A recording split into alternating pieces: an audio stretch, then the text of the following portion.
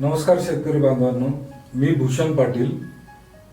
मी आपल्याला आपल्या YouTube channel fruit guard by KR इनोव्हेशनवर स्वागत करतो. आज आपण एक नवीन सिरीज चालू करतोय पॉडकास्टमध्ये, ज्यामध्ये आपण पूर्ण फळांची बागवानी जी आहे ती आपण शिकणार आहोत आणि स्टार्ट पण करतोय फळांचा राजा आंब्यासोबत. आपल्यासोबत आलेत आंबा सम्राट श्री जनार्दन वाघिरे सर. तुमचं सहर्ष स्वागत आहे. नमस्ते सर. नमस्ते. तर आपण सुरुवातीला असं तुमच्याबद्दल थोडं सांगा आणि आंबा क्षेत्रातील तुमचा प्रवास, तुम्ही कुठनं सुरुवात केली आणि आता कुठपर्यंत असे. सर, सुरुवातीला मी कोल्हापूरमध्ये आरोग्य डिपार्टमेंटमध्ये सर्व्हिसला होतो आणि त्यावेळी झालेल्या शेतकऱ्यांच्या ज्या आत्महत्या आहेत त्याच्यावर विचार करत होतो. आणि ते विचार करत असताना माझ्या गोष्ट एक लक्षात आली की एक असं आपल्याला शेतीचं प्लॅनिंग करायचं आहे की ते वन टाइम आपण प्लांटेशन केलं तर भविष्यात लाईफ टाइम त्याचा उपयोग घेता येईल. मग अशा गोष्टींवर अभ्यास करत असताना त्या काळी आम्ही खूप तज्ञ लोकांना भेटलो. त्याच्यामध्ये जर विचार केला तर राजगोंडा पाटील म्हणून एक व्यक्ती होते मिरजचे, खूप आंब्यामध्ये खूप हुशार माणूस. त्या सरांनी म्हणजे ते गुरुच मी त्यांना मानतो, खूप चांगलं असं मार्गदर्शन केलं. त्याच्यानंतर चौधरी सर म्हणून होते, दत्त कृषी विद्यापीठ होतं, तिथं विद्यालय होतं दत्तवाडमध्ये आणि तिथं ते आता पण सर्व्हिस करतायत. आणि त्यांनी त्याच्या मार्गदर्शनाखाली आमची टीम होती आणि तेव्हा आम्ही विचार केला की एक नवीन तंत्र विकसित करायचं. ते तंत्र कोणासाठी, तर बाबा शेतकरी वन टाइम प्लांटेशन करावं आणि लाईफ टाइम त्याचं उत्पादन यावं. मग आम्ही अनेक शेतींबद्दल विचार केला. त्याच्यामध्ये आम्ही द्राक्ष शेतींकडे गेलो, डाळिंब शेतींकडे गेलो, चिकूकडे गेलो. परंतु एक असं पीक पाहिजे आपल्याला की ते एकदा प्लांटेशन केलं की त्याचं मार्केटिंग पण चांगलं पाहिजे, उत्पादन पण बेस्ट पाहिजे, ते भारतीय पीक पाहिजे, जेणेकरून भविष्यात त्याची मागणी ही कंटिन्यू राहायला पाहिजे. असं पीक कुठलं शोधायचं, तर त्याच्यामध्ये मग माझ्या लक्षात आला आंबा. पण आंब्यामध्ये आम्ही जेव्हा रिसर्च केला, अनेक ठिकाणी गेलो, विविध ठिकाणी आम्ही अभ्यास करायला सुरुवात केली, विद्यापीठांमध्ये विजिट दिला, तर पूर्वीच्या लागवडी जर जेव्हा बघितल्या तर त्या 30x30च्या होत्या. म्हणजे जे आपण ट्रेडिशनल म्हणजे कमर्शियल बेसला कोणी फार्मिंग केलं नाही. कोणी मोठी शीट लोक असायचे, मोठी जमीन असली तर ते 30x30 वर लावून टाकायचे क्षेत्र, इन्व्हेस्टमेंट व्हावी म्हणून. पण कमर्शियल बेसला जर तुम्ही विचार केला तर इस्रायल सारखे देश ज्याने कमर्शियल मध्ये काम केलं, साऊथ आफ्रिकेमध्ये काही लागवडी झाल्या, तर ही कन्सेप्ट आपल्या महाराष्ट्रात का नको, ह्याच्यावर काम करायला सुरुवात केली. त्याच्यावर काम करत असताना माझ्या लक्षात आलं की 3x12 फूट, 3x14 फूट ह्याच्यामध्ये ही इस्रायल टेक्निक, ह्या टेक्निकचा वापर करून आपण जर लागवड केली तर एकरी 1225 झाडं बसतील आणि मग पुढं कमर्शियल बेसला याला आपल्याला चांगला फायदा होईल.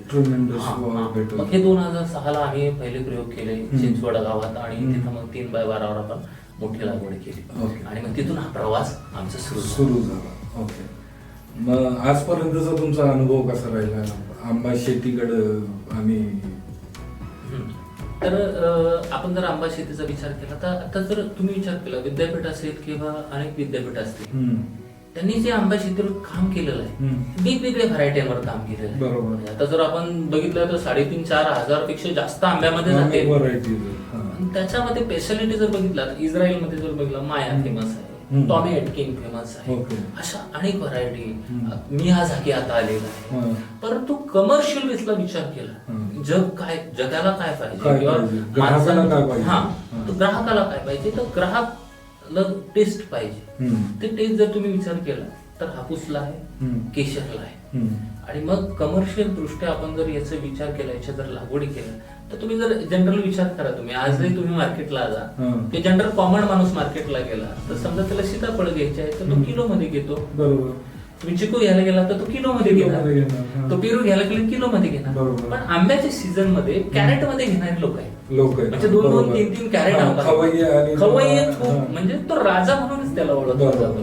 तेव्हा भविष्यात त्याला मागणी राहणार आहे. आंब्यामध्ये कमर्शियल बेस मध्ये काम करताना 3x12 फुटाच्या ज्या लागवडी केल्या तिथे 1225 झाडं बसली आणि एका झाडाला फक्त 5 किलो माल जरी आपण पकडलं आणि मी म्हणतो की 1225 झाडं बसली तर त्याच्यामध्ये 200 झाडांना जरी काही लागलं 200 झाडांना काही लागलं नाही आणि 1000 झाडांना फक्त 5 किलो प्रमाण 5 टन माल 5 टन माल होतो. होतो. आणि तुम्ही सर्वसाधारण म्हणजे कॉमन विचार केला की बाबा आपण 50 रुपये किलोनीच पकडा की लय मोठा आपण मार्केटचा विचार जर आंब्याचा विचार केला तर ग्रामीण भागापासून आंतरराष्ट्रीय मार्केट पर्यंत सर्वात मागणी असणारा एकमेव पीक आहे. बरोबर. हा आणि तिथं दात असणारा पण खातून दात नसणारा. त्याच्यामुळे भविष्यात कधीही आंब्याला मागणी राहणार नाही असं होऊच शकत नाही. तुमची लोकसंख्या ही खूप मोठ्या प्रमाणात वाढत आहे, तिची दुप्पट तिप्पट त्याचं स्प्रेड होण्याचं प्रमाण खूप आहे. तर त्यामध्ये भविष्यात आंब्याला मार्केट राहणार आहे. कमर्शियल बेसला तुम्ही शेती केली तर नक्कीच त्याचा फायदा होणार. ओके. आता पारंपरिक जे लागवडी होतात त्या बेटर का तुम्ही जे अल्ट्रा हाय डेन्सिटी वगैरे त्याच्याबद्दल तुम्ही काय बोलू इच्छिता? आता बघा सर, जर तुम्ही विचार केला तर ज्या लागवडी जुन्या लागवडी त्या 30 बाय 30 वर आहे. बरोबर. म्हणजे एकरी फक्त 40 झाडं बसतील, हेक्टरी 80 झाड. बरोबर आहे. आता 80 झाडांचं जर तुम्हाला 3 ते 4 टन उत्पादन घ्यायचं आहे तर ते 3 ते 4 टन उत्पादन घेण्यासाठी तुम्हाला 20 ते 25 वर्ष लागणार. हो. हा, कारण झाडांची संख्या कमी आहे 40 ते 80. आता इथे एकरी 40 झाडं जिथं बसतात तिथं आपण 3 बाय 12 फुटाला किती बसवली? 1225. आणि 1225 ला बसवली तर तिसरे 2 वर्ष फक्त तुम्ही चांगली निगा घेतली. तिसऱ्या वर्षी जर तुम्ही त्याचं कमर्शियल उत्पादन बघितलं तर 5 किलो प्रमाणे 5 टनापर्यंत जात आहे, जशी जशी केनोपी वाढत जाईल. ओके. म्हणजे आता तर मी 2006 पासून म्हणजे आज 18 वर्ष झाली, अनेक शेतकऱ्यांचे फोन येतात की मला सर या वर्षी 16 टन झालं, कोणी सांगते 20 टन झालंय, कोणी सांगते 25 टन झालंय. पण माझं असं म्हणणं आहे की बाबा कमीत कमी 6 ते 7 टन जरी झाला आणि तुम्हाला कमीत कमी 100 रुपये जरी भाव मिळाला 6-7 लाख रुपये तुम्हाला दरवर्षी येते. आणि ही शेती सर याच्यामध्ये महत्वाची गोष्ट की जी आपण ही आंब्याची शेती आहे ही संडे फार्मिंग आहे. बरोबर. इथं फवारणी शेड्यूल तुम्हाला खूप असं मेंटेन करायची गरज नाही किंवा इथं तुम्ही द्राक्षासारखी खूप फवारणी करायची गरज नाही. हे भारतीय पीक आहे आणि आपण भारतातच घेतोय. आपण इथं सफरचंद किंवा इतर पिकं घेत नाही.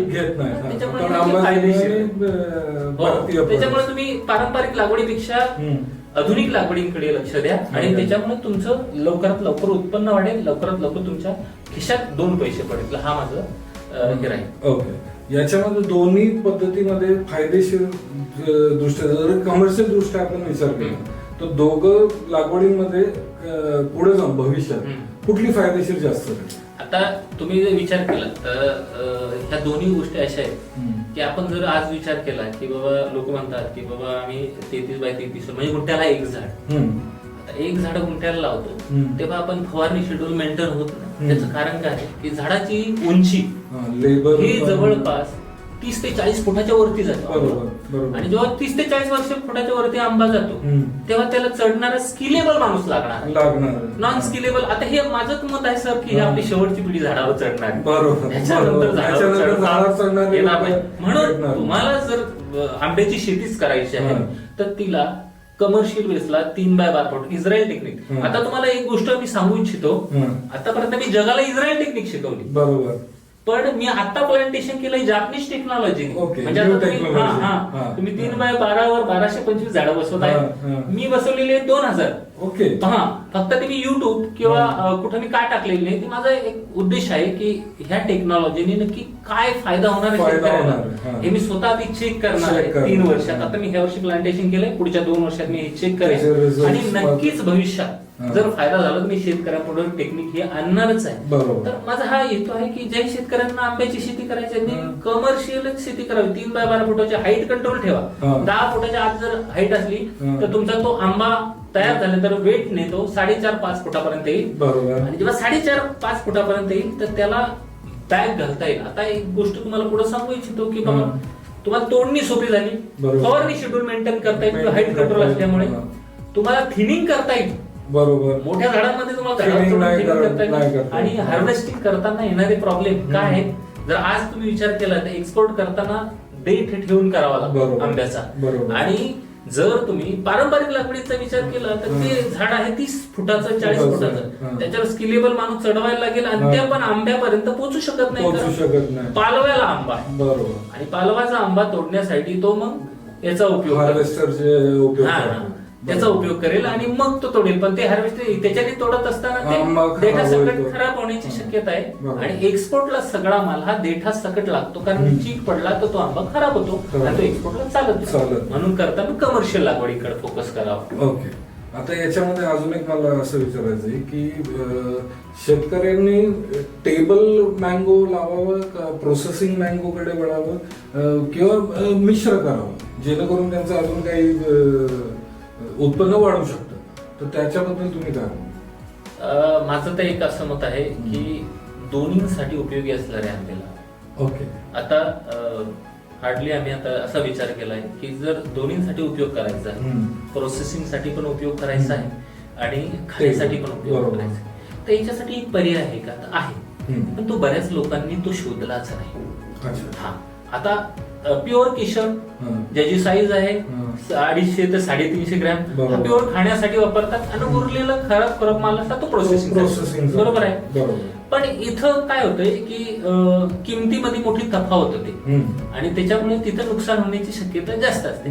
आता इथं प्रोसेसिंगला काय लागतंय की क्वांटिटी क्वालिटी नसली तरी चालेल, क्वांटिटी मध्ये टनेज वाढायला पाहिजे. मग टनेज साठी तुम्हाला जर प्रोसेसिंग मध्ये जायचं असेल तर तुम्हाला जम्बो किशोर, हा, आणि तुम्हाला खाण्यासाठी पण वापरायची आहे आणि प्रोसेसिंग साठी जम्बो किशोर ही चांगली व्हरायटी भविष्यासाठी. हा, पण तुम्ही जर विचार केला तर प्रोसेसिंगला मँगोची मागणी कशी आहे? तर प्रोसेसिंगला फार भाव पाडून मागतात. बरोबर. म्हणून तुम्हाला विचार करताना दोन्हीसाठी उपयोग असणारे आंबे वापरावे. आता त्याच्यात पण एक नवीन व्हरायटी आपण मी बऱ्याच लोकांना सांगत होतो की बाबा ही व्हरायटी चांगली आहे, ती म्हणजे सोनपरी.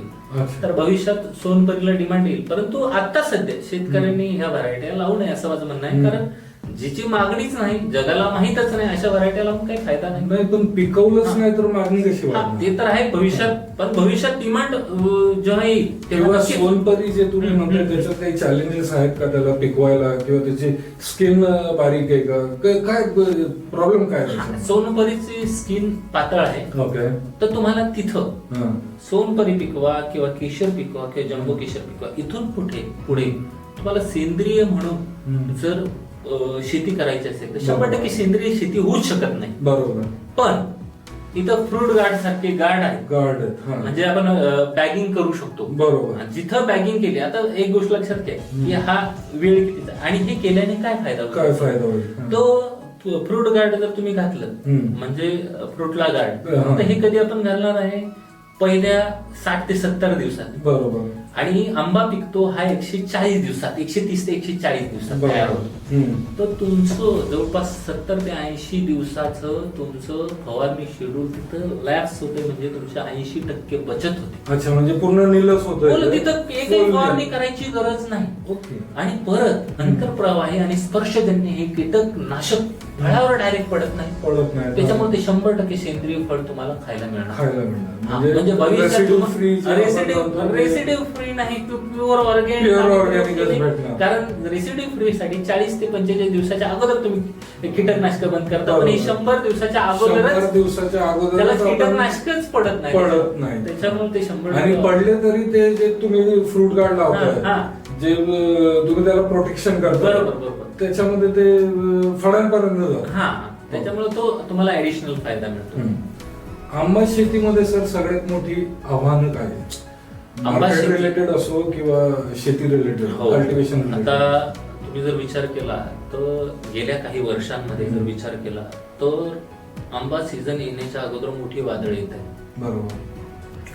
आता वादळ जेव्हा येतात तेव्हा आमचं ऑब्झर्वेशन ह्या मागच्या 15 वर्षाचं की जे लांबच्या लागवडी आहेत, 15x15, 30x30 ट्रेडिशनल जुन्या लागवडी, इथं वादळ एकही आंबा झाडावर ठेवत नाही.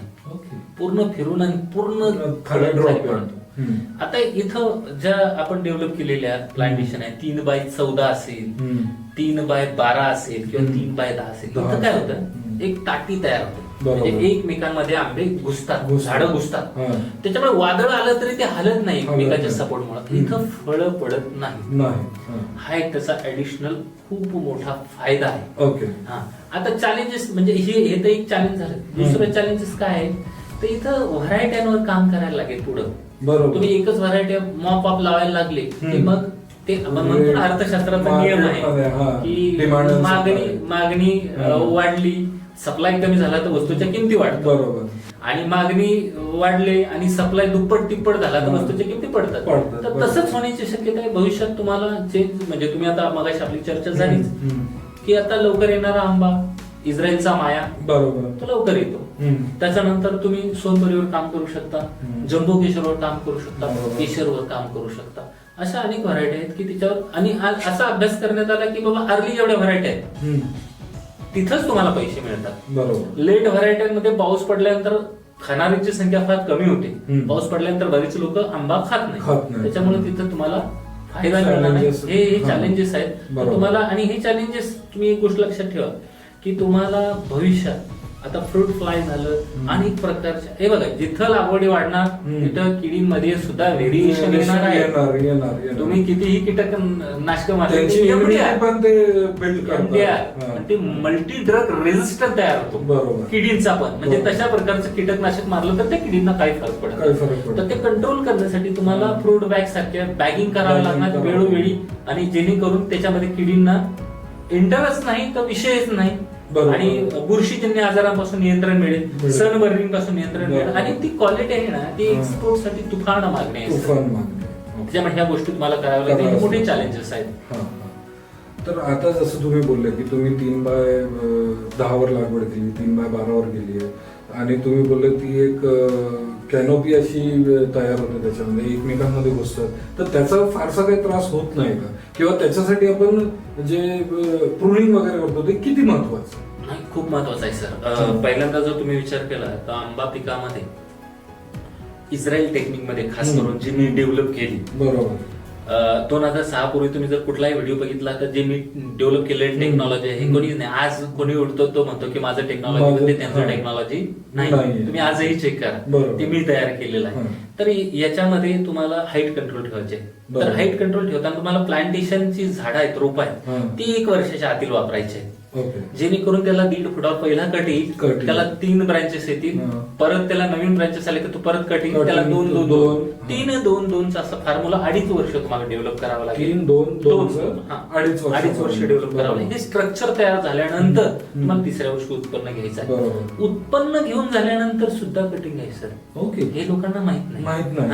तो उत्पन्न घेऊन झाल्यानंतर जमिनीला टेकणाऱ्या फांद्या ज्या आहेत त्या कट करा. वाढलेली फांद्या म्हणजे जी प्रमाणापेक्षा वरती गेली तिला कट करा. खाली मध्ये वाढलेली आहे ती कट करून टाका. बाकीच्या फांद्यांना हात लावू नका. आज जर काय झालेलं आहे, आज जर मी एक संदेश देऊ इच्छितो की बरेच लोक चुकीच्या पद्धतीने लागवडी करत आहेत.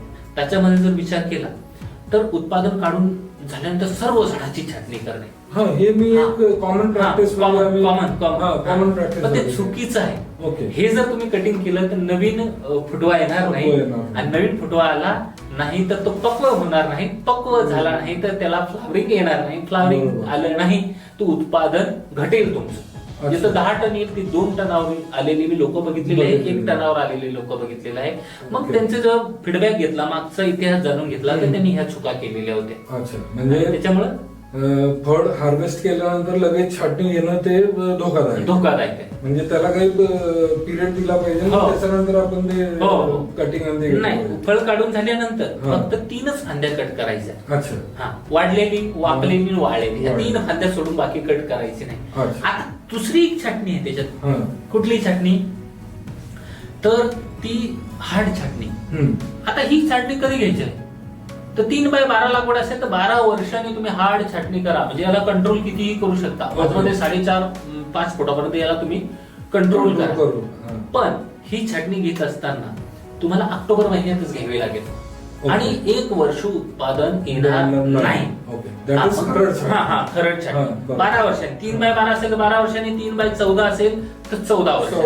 ह्या पद्धतीने तुम्ही तिची छाटणी करून कंट्रोल करू शकता. तिथून पुढे परत 3x12 असेल 12 वर्षांनी परत येणार आहे. पण 12 वर्ष मग तुम्ही एकदम स्थिर झाला, परत ते झाड उत्पादन द्यायला तयार झाली. तुम्हाला लेबर कॉस्ट तिथं कमी, आणि ऑर्चर्ड मेंटेन करायला तुम्हाला पूर्ण एकदम सोपं. याच्यामध्ये म्हणजे लेबर कॉस्ट पण बरीचशी सेव्ह होते. जसं तुम्ही छाटणीचं आणि कॅनोपी मॅनेजमेंटचं आता आमच्याशी बोललात की त्याचं किती महत्व आहे, तसंच मी जाणू इच्छितो की थिनिंगचं किती महत्व आहे. आपल्याला एक्सपोर्ट ज्यावेळेस करायचं आहे त्यावेळेस थिनिंगचं काय महत्व आहे, किंवा डोमेस्टिक मध्ये आपल्याला करायचं आहे तर थिनिंगचं काय काय केली पाहिजे नाही केली पाहिजे. बऱ्याच शेतकऱ्यांचा संभ्रम असतो की ड्रॉपिंग झालं तर काय होईल, मग मी थिनिंग करत नाही. तर याच्यावर तुमचं काय म्हणणं? सर फार महत्वाचा प्रश्न. थिनिंग ही प्रोसेस लोकांना आजपर्यंत समजलीच नाही. थिनिंग काय आहे, थिनिंग कधी करावी, थिनिंग कशासाठी करावी, ह्याचं महत्व इतकं मोठं आहे आंबा उत्पादनात. तुम्हाला जेव्हा कमर्शियल किंवा एक्सपोर्टसाठी आंबा तयार करायचा आहे तर त्याच्यासाठी थिनिंग सर्वात इम्पॉर्टंट गोष्ट आहे. पण ती कधी करावी हा सर्वात महत्वाची गोष्ट आहे. तर थिनिंग करत असताना त्याचा आकार किमान लिंबू आकार एवढा असावा. लिंबूच्या आधी तुम्ही जर थिनिंग करायला गेला तर काय होईल, ऍब्सिसिक ऍसिड तयार होते त्या झाडामध्ये. नॅचरल थिनिंग आपण जे म्हणतो ना ते, तर ती नॅचरल थिनिंग झाल्यानंतर आपली थिनिंग व्हायला लागते. तुम्ही ती थिनिंग व्हायच्या अगोदर आपण जर फळांची संख्या कमी केली, म्हणजे तिथं 5 फळं आहेत त्याच्यातली 3 फळं काढून टाकली, ते 2 फळं काढून टाकली, पण ती काढून टाकल्यानंतर जी नॅचरल थिनिंग होणार आहे त्याच्यात जे उरलेलं आहे ते गळून पडण्याची शक्यता असते. हा, म्हणजे माझं मत आहे की त्याचा लिंबूचा आकार थोडासा गोटीच्या आकाराच्या वरती किंवा लिंबूच्या आकाराच्या दरम्यानचा जो भाग आहे त्यावेळी नॅचरल थिनिंग झाल्यानंतरच तुम्ही थिनिंग करायची आहे. आणि थिनिंग का करायची आहे, जर 2 फळं एकमेकाला लटकलेली असतील आणि तुम्ही थिनिंग केलं नाही तर दोन्ही डॅमेज होतात. कारण वारा आला तर ते एकमेकांवर घासतात आणि वारा जरी नाही आला तरी किडी ज्या आहेत त्या किडी म्हणजे ज्या आळ्या आहेत छोट्या आळ्या त्या आतमध्ये 2 फळांच्या मध्ये जातात आणि तिथं अंडी घालतात किंवा ज्या उडणाऱ्या किड्या त्या अंडी घालतात आणि मग त्या फळ पोखरणाऱ्या आळ्या त्या तिथं तयार होतात आणि दोन्ही फळं ही डॅमेज करून टाकतात. तुम्हाला बराच अनुभव आला असेल की मोठ्या बागामध्ये गेलो की 2 फळांच्या मध्ये काळा डाग पडलेला आणि दोन्ही फळं जेव्हा ओपन करतो त्या दोन्हींना होल असते आणि आतमध्ये त्या किडी टच केलेले असतात. दुसरी गोष्ट तो डॅमेज तर होतोच. आता 2 फळांमध्ये जर 2 देठांमध्ये जर अंतर ठेवून तुम्ही जर बॅगिंग केली, एक गोष्ट लक्षात ठेवा, आता इथं वाचवता येऊ शकतात, ही दोन्ही फळं वाचवता येऊ शकतात. पण याच्यासाठी काय आहे, जसं तुम्ही फ्रूट बॅग किंवा बाजारामध्ये वेगवेगळ्या बॅग आहेत, पण याच्यामध्ये जर फ्रूट बॅगचा वापर केला, कुठलाही फ्रूट बॅग, तर तुम्ही बॅग घातली दोन्हीमध्ये तर दोन्ही पॅक होतात आणि दोन्हींचा संपर्क हा तुटतो आणि त्याच्यामुळे मध्ये अंडी घालायचा विषयच येत. गोष्ट सांगू इच्छितो थिनिंगच्या बाबतीत, तुम्ही जर विचार केला तर थिनिंग करावी का हा बरेच लोकांचा प्रश्न. आता तो तुम्ही मार्केटचा विचार केला तर एक्सपोर्टला आपला माल 200 ग्रॅम पासून तो 350-400 ग्रॅम पर्यंत जातो आणि त्याच्या खालीचा माल ते एक्सपोर्ट वाले घेत नाही. बरोबर आहे. जर तुम्ही थिनिंग केली नाही, सगळी फळं ठेवली तर काय होत आहे, ऑटोमॅटिक साईज ही छोटी होती आणि छोटी साईज असल्यामुळे तुमचा एक्सपोर्टला माल चालणार नाही किंवा 1 नंबरचा जो आंबा आहे त्या ग्रेड मध्ये तो जात नाही, तो ग्रेड 3 मध्ये जातो आणि मग तिथं तुम्हाला भावात फार मोठा तफावत आढळते. तो जर 120 ने गेला तर याला फार 45-35 रुपये भाव मिळतो, म्हणजे इथं तुमचं फार मोठं असं नुकसान होतं. तर थिनिंग करणे फार महत्वाची गोष्ट आहे आणि ती केलीच गेली पाहिजे असं माझं म्हणणं आहे. बरेचसे शेतकरी असं म्हणतात की थिनिंग केल्याने टनेज भेटणार नाही किंवा त्यांना अपेक्षित तसं मोबदला भेटणार नाही. मग हे असं शेतकऱ्यांमध्ये अशी भावना आहे. हा, ते बरोबर आहे. आता आपण पारंपरिक वर्षानुवर्ष शेती करत आलो आणि त्याच्यामुळे असं होतंय की मार्केट इश्यू आहेत. लोकांना मार्केटिंग माहित नाही किंवा मार्केटच माहित नाही. व्यापारी घेत असताना कुठला माल कुठल्या ग्रेडचा घेतो हे जर तुम्ही ऑब्झर्व केलं तर तो सर्वसाधारण 250 ग्रॅमचा पुढचाच घेतो. जेव्हा शेतकऱ्यांना ही गोष्ट कमर्शियल दृष्ट्या माहित होईल की बाबा हा, आणि तिथं टनेज कमी होत नाही. तुम्ही ऑब्झर्व करा, जे झाडावर तुम्ही सगळी फळं ठेवून जेवढं टनेज येणार आहे तेवढंच टनेज इथं येणार आहे. इथं जेव्हा तिथं तो 150 ग्रॅमचा आंबा राहणार आहे, इथं ह्या ठिकाणी तो 350-400 प्लस होणार आहे. तो ग्रेड अपडेशन होईल आणि ग्रेड अपडेशन तर होईल, तुमचा टनेज पण वाढणार आहे तिथं, कारण साईज तुमची मोठी राहणार आहे तर साईज छोटी राहणार आहे. त्याला मागणी कमी राहणार आहे, त्याला मागणी जास्त राहणार आहे. त्याच्यामुळे शेतकऱ्यांना मी सांगू इच्छितो की ज्यांनाही आंब्याची शेती करायची त्या लोकांनी फोकस हा थिनिंगवर करा आणि साईजवर करा, जेणेकरून तुम्हाला चांगलं जास्तीत जास्त टनेज मिळेल आणि विथ क्वालिटी मेंटेन होईल. जी क्वालिटी अपेक्षित आहे लोकांना करायचंच आहे, हा. तर एक्सपोर्टचं करूया ना. बरोबर आहे. आंबा तोडणीनंतर प्रक्रिया किंवा त्याची मार्केटिंग, त्याची निर्यात सोयी सुविधा याच्यावर आपल्या ज्या भारतात आहेत किंवा शेतकरी डायरेक्टली कसं एक्सपोर्ट करू शकतो याच्यावर काही सांगू? आता जर तुम्ही विचार केला तर अशी आजपर्यंत सिस्टीमच झाली नाही अच्छा. की शेतकरी डायरेक्ट एक्सपोर्ट करत. त्याची लय खूप मोठी अशी Supply चेन आहे, chain. हा. खूप मोठी चेन आहे आणि त्याच्याद्वारे ते एक्सपोर्ट होऊ शकतं. पण याने डायरेक्ट नाही पण इनडायरेक्ट शेतकरी कसं जास्तीत जास्त सहभाग घेऊ मग शकतो? त्याला Indirectly. इनडायरेक्टली त्याला पर्याय आहे. हम्म. अनेक प्रकारच्या कंपन्या आहेत अच्छा. ज्या एक्सपोर्ट करणारे कंपन्या आहेत, त्यांना अप्रोच होणे हम्म. आणि ते जर आले तर आपल्याला भाव पण चांगला देतात. ते बरोबर. 120 140 सुरुवातीला देतात.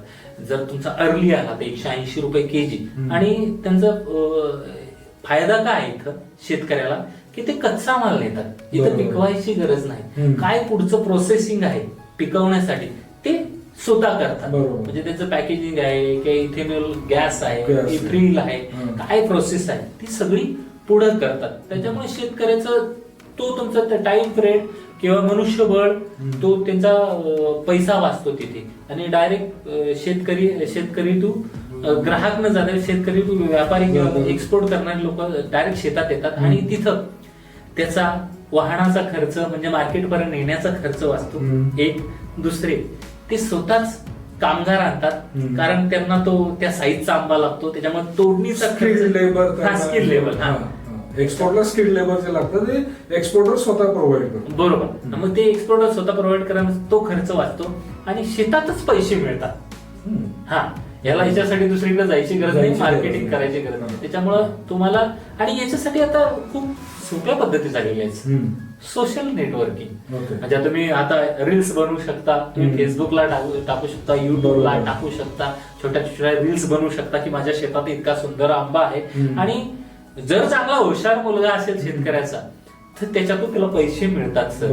कशातून? युट्यूबचं चॅनल जर त्याने केलं. आणि मी पहिला असा व्यक्ती आहे की त्याने आंब्याचं युट्यूब चॅनल तयार केला आणि मलाच 25 ते 30 हजार रुपये म्हणजे लोक बघतात आणि ते मला महिन्याला 25 ते 30 हजार रुपये युट्यूब चॅनल मधून पैसे मिळतात. तर हे पण एक मार्ग असू शकतो. चांगलं नॉलेज लोकांचं पण अपडेट होते, चांगली स्किलेबल मार्केटिंग सुद्धा होऊ शकते. उत्पादनानंतर बागेची घेणारी देखभाल किंवा काळजी, उत्पादन झाल्यानंतर म्हणजे ज्याला शेतकरी रेस्ट पिरियड म्हणतात, त्यामध्ये काय काय करावं लागतं? आता रेस्ट पिरियड हा सर्वसाधारण मे महिना आपण पकडायचा. मेच्या 15 तारखेपर्यंत तुमचा माल जायला पाहिजे. आणि 15 मे पर्यंत गेला तर तुमच्याकडे 7 जूनला तर पाऊस डेफिनेटली सुरूच होतो. तर हा तुमचा कालावधी तुम्हाला करायचे कामं काय? तर पहिलं तुम्हाला मी सांगितल्याप्रमाणे वाकलेले फांदे जे कट करायचे, उंच गेलेली फांदे कट करायचे, मधीच्या वाळलेल्या फांद्या कट करायच्या. त्याच्यानंतर प्रामुख्याने तुम्हाला बोर्डो पेस्टिंग करायचं आहे झाडेला, कारण झाड थकलेलं आहे, काही जखमा झालेल्या आहेत तर ते भरून निघा. बोर्डो पेस्ट म्हणजे एक प्रकारचा मलम आहे. बोर्डो पेस्टिंग केलं तुम्ही. बोर्डो पेस्टिंग झाल्यानंतर झाडाला पाणी द्यायचं आहे. पहिलं पाणी फुल द्यायचं आहे. पूर्ण पाणी दिल्यानंतर पूर्ण फ्लडने त्याची पूर्ण तहान भागवायची आहे. त्याच्यानंतर 5 ते 7 दिवस त्याला ते पाणी दिल्यानंतर 5 ते 7 दिवसानंतर तुम्हाला त्याला खत द्यायचे. आता खत देत असताना प्रामुख्याने एक महत्वाचा विषय आहे तो की माती परीक्षण करणे गरजेची गोष्ट आहे. आता लोक म्हणतात की आम्ही माती परीक्षण केलं होतं 3 वर्षांनी 4 वर्षापूर्वी, ते चालणार नाही.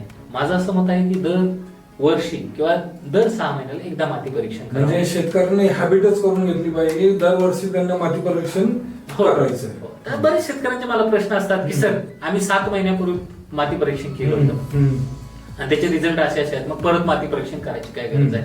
तर मी शेतकऱ्यांना सांगू इच्छितो की आपण जेव्हा उत्पादन घेत असतो तेव्हा रासायनिक खतं, सेंद्रिय खतं आणि झाडाचा नॅचरल पडलेला पालापाचोळा जो पावसाळ्यात सडतो आणि तिथं ह्युमिक तयार होतंय किंवा कर्ब तयार होतंय किंवा सेंद्रिय खतं तयार होतात, त्याच्याने जीवाणूंची संख्या जी वाढलेली आहे ते पण आपल्या लक्षात येत आहे. आणि त्याचा पीएच मेंटेन आहे किंवा वाढलेला आहे. जर पीएच मेंटेन असेल आणि त्याचा सामूम पीएच म्हणजे सामूम तो जर व्यवस्थित असेल 6.5 ते 7.5 पर्यंत, त्याच्यात नत्राचं प्रमाण किती आहे, फॉस्फेटचं प्रमाण किती आहे, स्फुरदचं प्रमाण किती आहे, कॅल्शियम, कार्बोनेट, हे सगळं प्रमाण किती आहेत हे बघून आपण जर खतं मेंटेन जर टाकली त्या झाडाला तर तुमचा वाढणारा जो खर्च आहे खतांचा तो पण नियंत्रणात येतो. म्हणजे माझं असं मत आहे, नत्र भरपूर आहे जमिनीमध्ये, युरिया द्यायची काही गरज आहे, ऑलरेडी त्याच्यात आहे तेवढं बरोबर आहे. स्फुरद जास्त आहे, स्फुरद युक्त खतं काय येतात, फक्त 300-400 रुपये तुम्हाला माती परीक्षणासाठी लागतील, पण त्याच्याने तुमची बाग पण मेंटेन होईल आणि झाडांवर पण ताण येणार नाही. सर जैविक ताण येऊ शकतो झाडांवर तुम्ही जर अतिरिक्त मात्रा दिल्या तर. स्ट्रेस परत ट्रेस मध्ये जातील ते, ट्रेस मधून निघाले झाड परत ट्रेस मध्ये जातील, याचा विपरीत परिणाम फार मोठा उत्पन्नावर होतो. त्याच्यामुळे तुम्ही हे करणे फार गरजेची गोष्ट आहे. माती परीक्षण करूनच सर्व शेतकऱ्यांनी खताच्या मात्रा द्यावी असं मी त्यांना सल्ला देईन. आणि जर हे याच्याबद्दल माहिती पाहिजे असली तर सगळं माझे संपर्क करा. तुम्ही पीएच माती परीक्षणाचा रिपोर्ट द्या, आम्ही तुम्हाला रायटिंग करून देऊ की बाबा हे एवढी खतं लागतील, वन टाइम खतं द्या. नंतर उत्पादनानुसार किंवा स्टेजनुसार म्हणजे जेव्हा फ्लावरिंग स्टेज पासून ते उत्पादन काढेपर्यंतचे वेगवेगळ्या खताच्या मात्रा आहेत त्या पण आपण त्यांना मेंटेन करून देऊ शकतो. आता जसं मी बघितलं मागच्या 2-1 वर्षाचा ट्रेंड आहे की जो आंबा अर्ली येतो त्याला रेट चांगला भेटतो, पण जो आंबा लेट होतो त्याला थोडाफार काही प्रमाणात रेट कमी होतो. तर लवकर आंबा आणण्यासाठी काय टेक्निक्स वापरावे किंवा काय प्रयोग करावे शेतकऱ्यांनी जेणेकरून त्याचा आंबा लवकर येईल? सर हा नुसतं तुमचाच प्रश्न नाही तर अख्ख्या महाराष्ट्रातल्या शेतकऱ्यांचा, आंबा उत्पादकांचा प्रश्न आहे. आता इथं 2 गोष्टी आहेत सर. तुम्ही जर विचार केला तर बाष्पीभवनाचा वेग याला महत्वाची गोष्ट आहे. दुसरी गोष्ट जमिनीची प्रत ही महत्वाची गोष्ट आहे. आणि तिथलं वातावरणामध्ये पावसाचं प्रमाण, हेवी रेन फॉल एरियामध्ये तुम्ही काय करू शकत नाही, तो तुमचा मे पर्यंत जाणारच. म्हणजे जिथं आपण इथं पण आपल्याला थोडंफार प्रमाणात करता येते. त्या मी तुम्हाला सांगतो की तुम्ही पावसाळ्यानंतर कुठल्याही प्रकारचं पाणी द्यायचं नाही नंतर. म्हणजे तुम्ही जोपर्यंत त्याला फ्लावरिंग येत नाही तोपर्यंत ती पूर्ण तानावर बाग सोडायची. आता बरेच लोकांना मी सांगतो, लोकांना ताणच समजत नाही. ऍक्च्युअली मित्रांनो, जोपर्यंत पावसाळा संपल्यानंतर, म्हणजे आता पावसाळा कधी संपेल की ऑगस्ट, सप्टेंबर नंतर जोपर्यंत झाडांना फ्लावरिंग येत नाही तोपर्यंत तुम्ही त्याला पाणी द्यायचं नाही. फ्लावरिंग 25 ते 30% आल्यानंतरच पाणी द्यायचं. जेही लोक ही चुकी करतात की पावसाळा संपल्यानंतर थोडी ट्रेसवर म्हणजे तानावर बाग असताना पाणी देतात, तर तिथं मोहराऐवजी पालवी येते आणि तिथं उत्पादन येत नाही, आलं तरी फार कमी प्रमाणात येतं. आता ही झाली नॅचरल पद्धत. बरोबर. आता रासायनिक पद्धत काय आहे की तुम्ही 15 जुलै ते 15 ऑगस्टच्या दरम्यान कल्टार ऍप्लिकेशन करा. आता कल्टार काय आहे तर संजीवक आहे, ते पालवीऐवजी फ्लावरिंग आणण्याचं काम करतंय. आता कल्टार हे वापरावं की नाही वापरावं हे प्रत्येक शेतकऱ्याचं वैयक्तिक हे आहे. पण हे काय म्हणजे असं त्याला घातक काय असं नाही. विद्यापीठानेच रेकमेंड केलेलं आहे की कल्टार जर तुम्ही 15 जुलै ते 15 ऑगस्टच्या दरम्यान जर वापरलं तर तुमचा आंबा अक्षय तृतीयेच्या दरम्यान येतो. पण हे वापरायचं कसं आहे, आता कमर्शियल लागवडीमध्ये जर तुम्ही विचार केला, कमर्शियल लागवडीमध्ये जिथं 3x12, 3x14 अशा आपण लागवडी केल्या, म्हणजे झाडांचं लाईनीतलं अंतर 3 फुटाचं आहे, तिथं केनोपी मॅनेजमेंट नाही. तर केनोपी मॅनेजमेंट नाही तर मग यांना कल्टारच्या मात्रा कशा द्याव्या? आता लांबच्या लागवडीमध्ये केनोपी मॅनेजमेंट आहे, म्हणजे लांबी गुणिले रुंदी असं कल्टारच्या मात्रा काढून आपण त्यात देतो.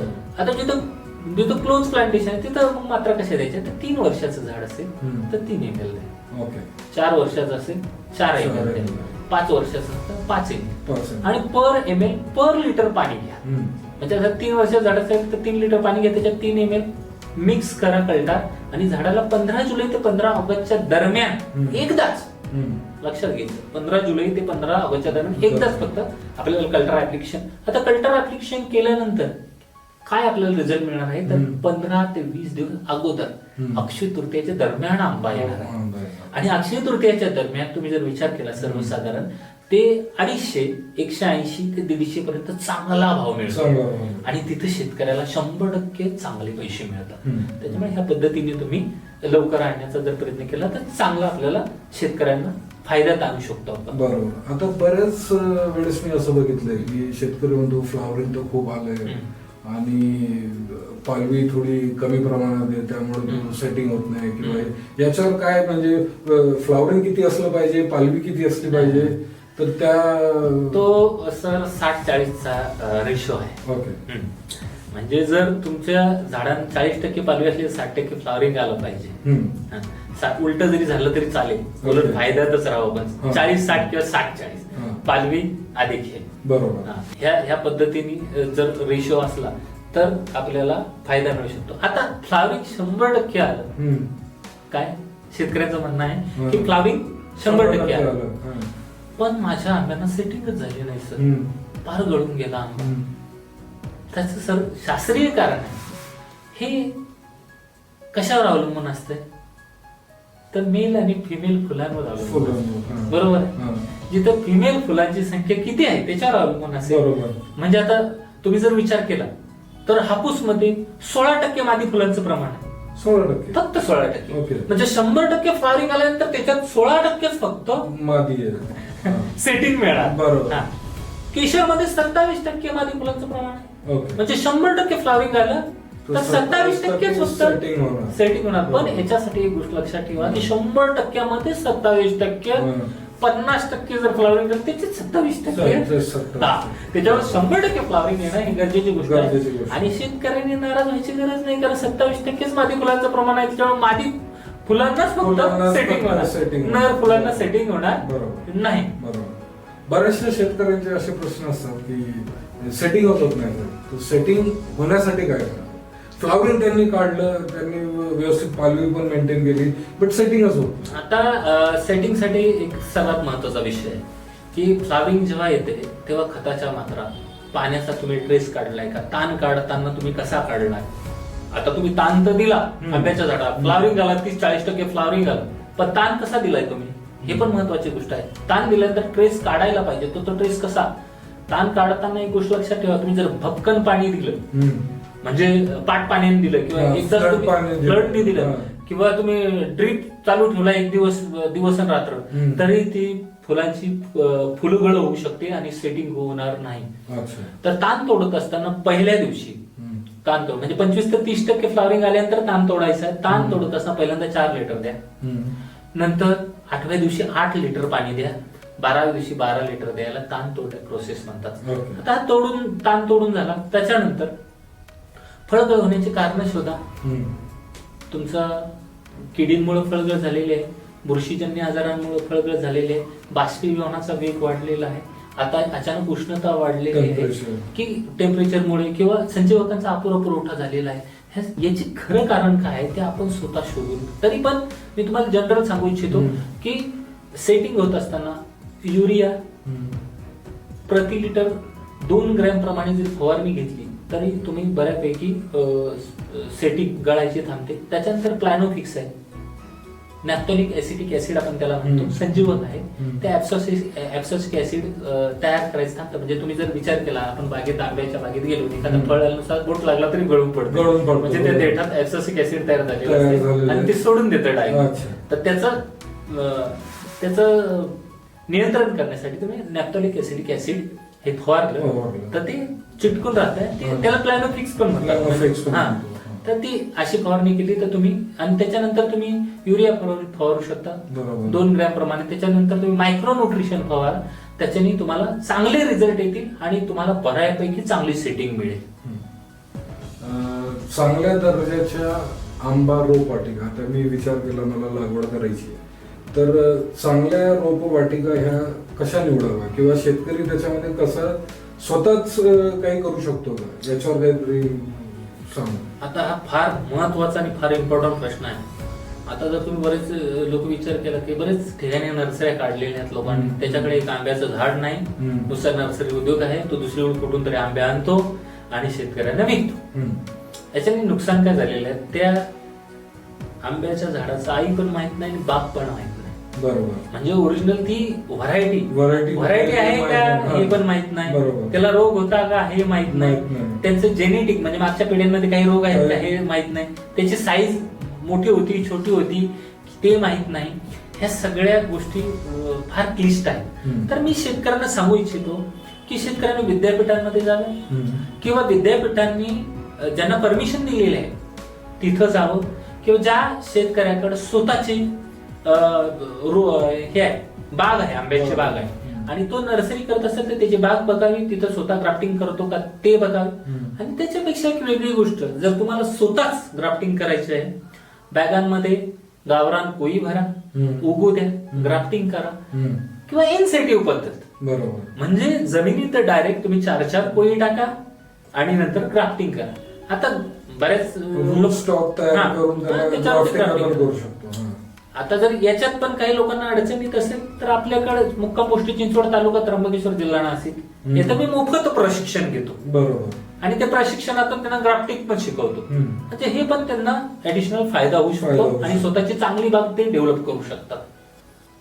शेवटी सर मला एक प्रश्न विचारायचा आहे की नवोदित आंबा उत्पादक शेतकरी जे आहेत त्यांना तुम्ही काय सल्ला देणार आणि आंबा व्यवसायात टिकून राहण्यासाठी 2 ते 3 महत्वाच्या गोष्टी तुम्ही आम्हाला सांगा. नवोदित आंबा उत्पादकांना मी सांगू इच्छितो की फार मोठा पेस आहे मित्रांनो, की तुम्हाला प्रोसेसिंग मध्ये काम करावं लागेल. तुम्ही जे थोडेफार डाग असलेले आंबे जे मार्केटला विकू शकत नाही त्याचे तुम्ही आमरस बनवू शकता, आंबा पोळी बनवू शकता, आता मँगो पावडर बनवायला लागले. ह्या सगळ्या गोष्टी, आणि तुम्ही जर बघितलं की कमर्शियल, तुम्ही आज जर विचार केला की मँगो पल्प, जो 1 किलो पल्प पासून जो मँगो मस्तानी वगैरे आपण बनवतो तर त्याची किंमत 120 रुपये आहे. बरोबर. म्हणजे तुमच्या 1 किलो आमरस हा 1.5 किलो आंब्यांपासून तयार होतो आणि 1.5 किलोची आजची किंमत किती आहे तर जास्तीत जास्त 150 ते 200 रुपये, बरोबर आहे. तर 10 ग्लास असे तयार होतात. किती? 1 केजी 1 केजी मध्ये 10 ग्लास तयार होतात. तर एका मँगो मस्तानीची किंमत किती आहे? 120 रुपये. म्हणजे तुमच्या 10 ग्लासांची किंमत 1200 रुपये झाली. तर प्रोसेसिंग मध्ये तुम्हाला काम करावं लागेल. आंबा शेती खूप चांगली आहे, त्याच्याबरोबर तुम्ही नर्सरी व्यवसाय डेव्हलप करा. तो तुम्हाला वर्षभर तुम्हाला थोडे थोडे पैसे देत राहील. आणि लोकांना वाटतंय आंब्याचा कांदा होईल, कधीच होऊ शकत नाही मित्रांनो. आंब्याचा कांदा कधीच होऊ शकणार नाही, कारण तिची मागणी खूप आहे. आणि ग्रामीण भागापासून तर आंतरराष्ट्रीय मार्केटिंग, जग आंबा खाते, लक्षात घ्या, जग आंबा खाते. आणि विशेष एक शेवटची आणि महत्वाची गोष्ट, जगातले सगळे आंबे भारतात आणि प्रामुख्याने महाराष्ट्र, गुजरातमध्ये खूप सुंदर पद्धतीने येतात. मी माया, टॉमी ॲटकिन, केंट, क्रोटॉन ह्या सगळ्या आंब्यांच्या जाती, म्हणजे माझ्याकडे जवळपास 120-130 आंब्यांच्या जाती आहेत. मी या जातीपासून सगळ्या देशात चांगल्या येतात. आणि मी तरुणांना एक प्रेरित करेन की तरुणांना एक चांगली गोष्ट, एक चांगला संदेश देईन की भविष्यात आपल्याला जपानला मियाझाकी विकायचा आहे तर जपानचा आंबा ऑक्टोबर-नोव्हेंबर मध्ये येतो आणि महाराष्ट्रात तो मे मध्ये येतो. तर तिथं जपानमध्ये तो ऑफ सीझनला जाईल आणि जपानला तो जास्त किमतीत विकला जाईल. माया पण तसाच आहे सर. माया पण इस्रायलमध्ये तो ऑक्टोबर-नोव्हेंबर मध्ये येतो, आपल्याकडे मे मध्ये येतो. तेव्हा इस्रायलमध्ये माया नसतो, माया मँगो. तर तो आपण तिथं भविष्यात करू शकतो. हळूहळू त्याच्यावर काम सुरू आहे. मी आत्ताच सर जापनीज टेक्नॉलॉजीने जवळपास 38 व्हरायट्यांचं प्लांटेशन केलेलं आहे, ज्या बेस्ट व्हरायटी आहेत भारतातल्या किंवा विदेशातल्या एक्झॉटिक व्हरायट्या, त्यांचं बेस्ट प्लांटेशन केलेलं आहे. तर भविष्यात मी माझ्या शेतकरी मित्रांना याचे मोठी संधी उपलब्ध करून देणार आहे. म्हणजे जसं तुम्ही इस्रायल टेक्नॉलॉजी आणली 2006-2008 साली जे तुम्ही आणलं भारतात, तर असंच आता तुम्ही जॅपनीज टेक्नॉलॉजी जे आणणार आहेत तर त्याचे तुमचं सगळं बॅक टेस्टिंग आणि तुमचं तिकडे लागवड वगैरे तुम्ही करून ठेवलेली आहे. आणि निश्चितच तुम्ही भविष्य काळात शेतकऱ्यांसाठी ती टेक्नॉलॉजी आणणार आणि आपण पण बघणार आहोत की ती टेक्नॉलॉजी एक्झॅक्टली काय आहे, ती कशी वर्क करते आणि कसं उत्पादन शेतकऱ्यांना त्यातनं भेटणार.